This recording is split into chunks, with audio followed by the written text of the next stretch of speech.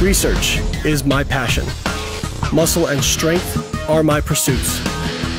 I'm a powerlifter, bodybuilder, scientist, and coach. I'm Lane Norton. I am a physique architect. Squat!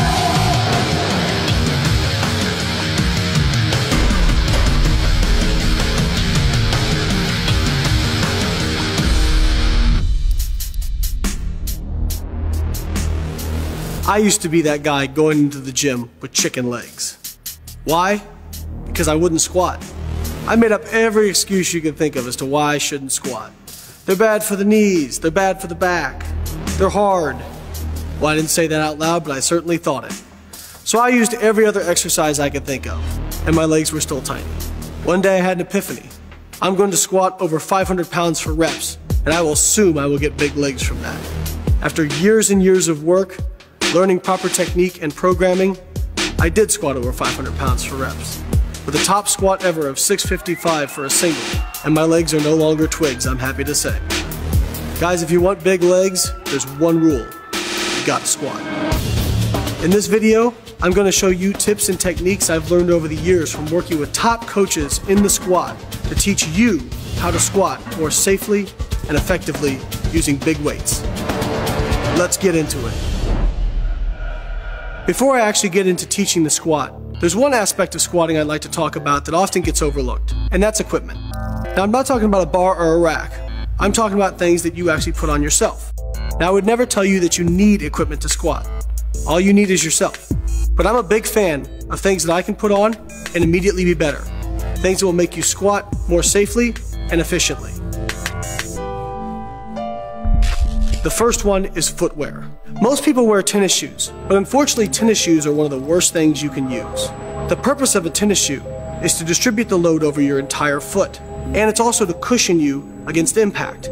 In a squat, you're pressing down against the earth, and physics dictate that the earth presses back up against you. If you have on a cushioned shoe, you're going to lose some of that energy transfer. It's also going to make you unstable. Many of you who squat in sneakers probably notice that you feel like your knees cave in and you're wobbly. So at minimum, you want a hard-soled shoe. Now, I am a huge fan of Olympic lifting squat shoes. The great thing about squat shoes is not only do they have a hard sole, but they also have a slightly elevated heel. This puts you in a more ergonomic position for squatting and allows you to push off your heel and midfoot better. The next piece of equipment I'd like to talk about is a weight belt. I'm not talking about your weight belts that are flimsy and Velcro. I'm talking about a buckle belt that's made of stiff leather. A good belt will give something for your abdominal core to brace against. This will protect your lower back and keep you more upright during a squat. Now, many people ask me, Lane, but if I wear a belt, my core will get less activation and it will weaken my core. That's actually not true. The research shows that wearing a belt, if anything, increases core activation for two reasons. One, wearing a belt gives you something to actively push out against, and so your abdominal wall pushes against it harder. Two, you can use more weight and thus get more core activation. One other thing about wearing a belt is most people don't wear it properly. They wear it too low. It is not meant to go around your waist. It is meant to go around where your abdominal wall is going to push out during a squat. So I prefer to wear it a little bit higher than most people wear it. As for what kind of belt, I just recommend buying a belt from a reputable company that is either 10 or 13 millimeter that's 4 inches thick. Another piece of equipment we should talk about is knee sleeves and knee wraps. I personally prefer knee sleeves for a multitude of reasons. The biggest of which is that knee wraps simply take too long to get on and off. They'll slow you down during your workout, and further, there is some evidence that placing that kind of pressure on the patella may not be optimal. Also, when I'm using weights, I like to know that I'm moving the weight, and I'm not getting a PR just simply because I wrap my knees tighter. With knee sleeves, you get a consistent pressure each time that's repeatable, and they're easy to get on and off. They still warm the knee joint and provide some level of protection. The next piece of equipment I recommend isn't really equipment, but still important nonetheless. Good chalk. Now people might say, what the heck do you need chalk for?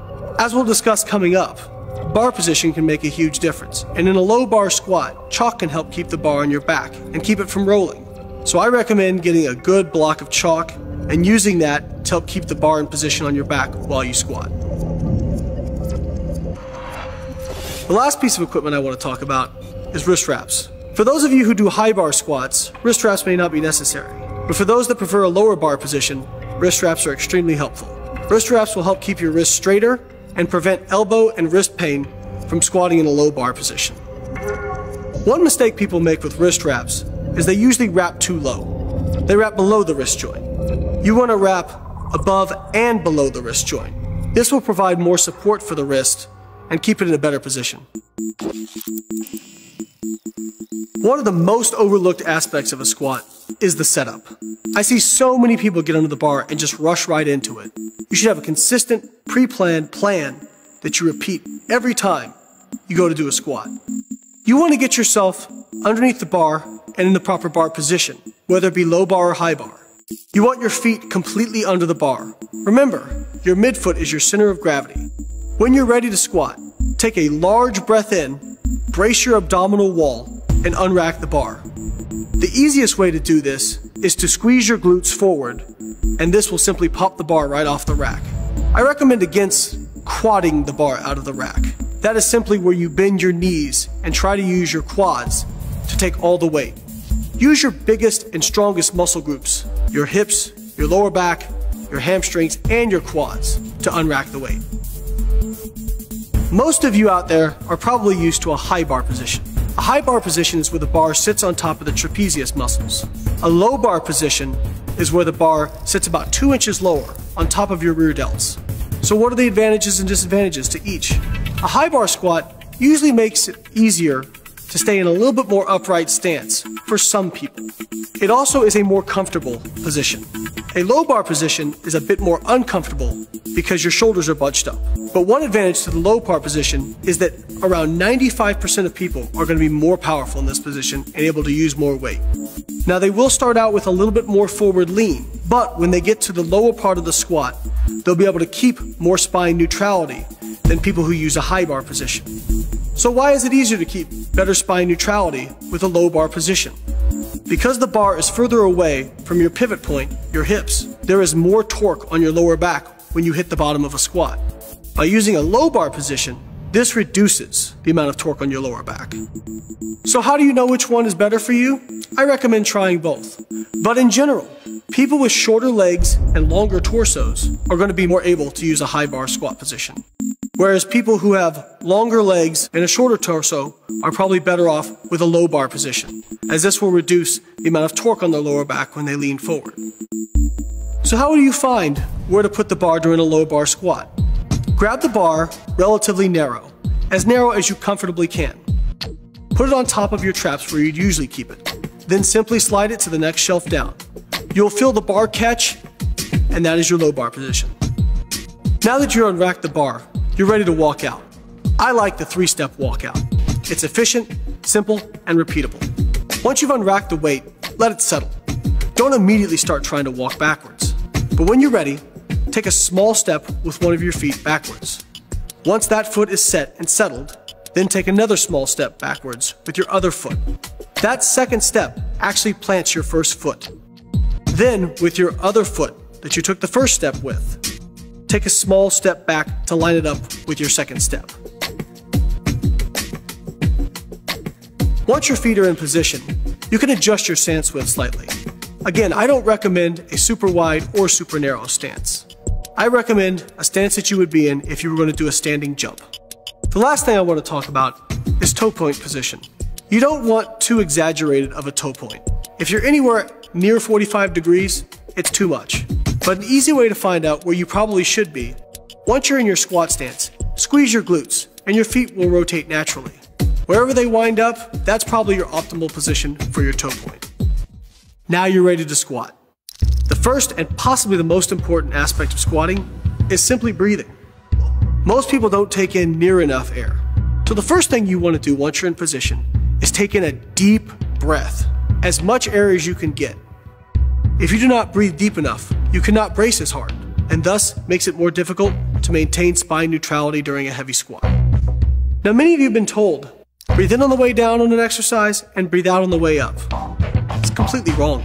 You can generate your most force when you're holding your breath. Now what do I mean by bracing? I'm not talking about flexing your abs. I'm talking about once you pull your air in, push out your abdominal wall as much as you possibly can. If I was going to throw a punch and hit you in the stomach, what would you do to prepare for that? You would brace. You want to do the same thing when you squat. Many people just say, just arch your lower back. But that's the wrong cue when you squat. Your abdominal wall is what stabilizes your lower back. Yes, you want your lower back neutral, but just simply arching will not be sufficient to keep it neutral. You want to make sure you're bracing. Taking in a deep breath and pushing out your abdominal wall as hard as you can will not only protect your lower back, but it will also help keep you more upright in the squat. Most people think about the squat as simply an up and down movement, but it's not.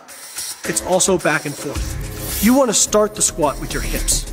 You want to start by driving your hips back and sitting down between your legs. This is the best cue I can give you. By using your hips and glutes, you're recruiting your biggest, most powerful muscle groups and joints. Once you've achieved depth, if you're braced correctly, you should start to come up on your own without even having to think about pressing. But as you start coming up, don't think about simply just pushing up. Think about also driving your hips forward and squeezing your glutes as you lock out. Even if you're halfway up in a squat, you can lock it out simply by driving your hips forward and not even having to think about drive up anymore. Now that we've talked about what to do to the hips and glutes, what do we do with our knees? As we begin to sit down in between our legs and drive our hips back, we also want to drive our knees out slightly. You want to make sure that you're driving your knees out over where your toes point. So if your feet are pointed forward, your knees should mostly track in that same line. If they're pointed out, you should push your knees out slightly, tracking them in the same line as your feet. One of the things you don't want to do is have your knees shoot forward, however.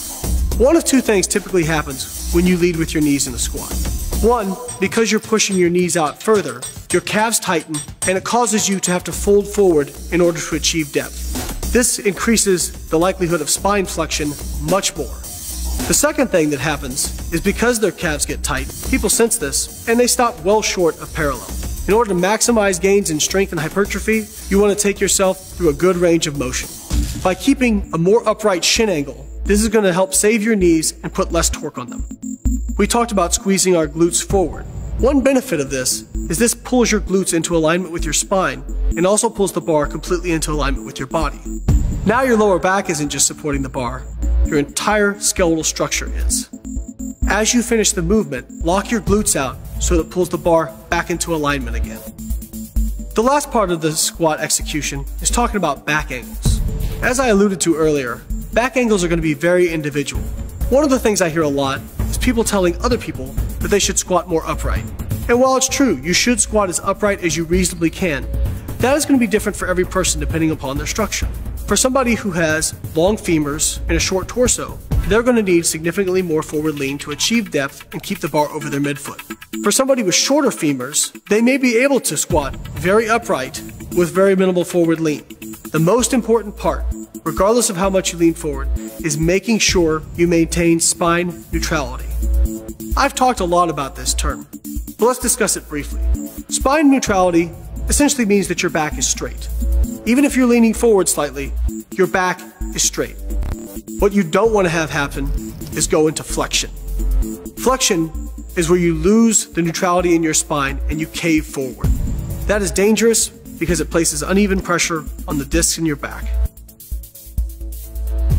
Now we're going to get into actually what makes a good squat. The number one thing is making sure you get deep enough. Proper depth means your hip joint will go slightly below your knee joint. I think you should squat as deep as you safely can. For some people with longer limbs, they're not going to be able to go all the way down without losing neutrality in their spine. In that case, they should stop before they get to that point. But almost everybody can learn to do a good parallel or below squat. The next thing we're going to talk about is bar path. The bar path is the path the bar takes as you travel down and up during the squat. The proper bar path is going to start with the bar directly above your midfoot, and it should stay as close to the center of your midfoot as possible throughout the entire movement. That way, the bar is directly over your center of gravity, and you get the maximum force transmission from your feet to the bar. Now, even with a really good squat, you may not have a completely straight line, but the fewer deviations from straight you have, the more efficient the squat is going to be, and the easier it's going to be. This brings me to another point. I hear a lot of people say, never lean forward on a squat. And while it's true you should keep your back angle as upright as possible, this is going to be different for every person. If you have long legs, in order to keep the bar over your center of gravity and achieve proper depth, you must lean forward. Now you want to minimize that amount of forward lean, but you're going to have some. Leaning forward in and of itself is not inherently dangerous. The key is to make sure you always maintain spine neutrality. In this video, I've given you the tools you need to squat heavy, safely, and efficiently. But don't be surprised if you're not perfect the first time. In fact, I promise you, you won't be. I'm learning and relearning every single time. Remember, practice makes perfect. Many of us don't think about lifting as a skill, but it's a skill. And the more frequently you practice it, the better you will get. So even if you're not training heavy, it can still be useful to go in, put light weight on the bar, and just do the movement. Don't neglect your warm-up sets. It's not just for you getting warm, it's also practice. The more times you do it, the better it will be ingrained in your motor pattern. Remember, if you treat lightweight like it's heavy, one day you will treat heavyweight like it's light. If you have any questions about this video or anything I've discussed, please feel free to find me on Body Space and on my website. For more great videos and articles like this from me and other experts, make sure to keep coming back to bodybuilding.com.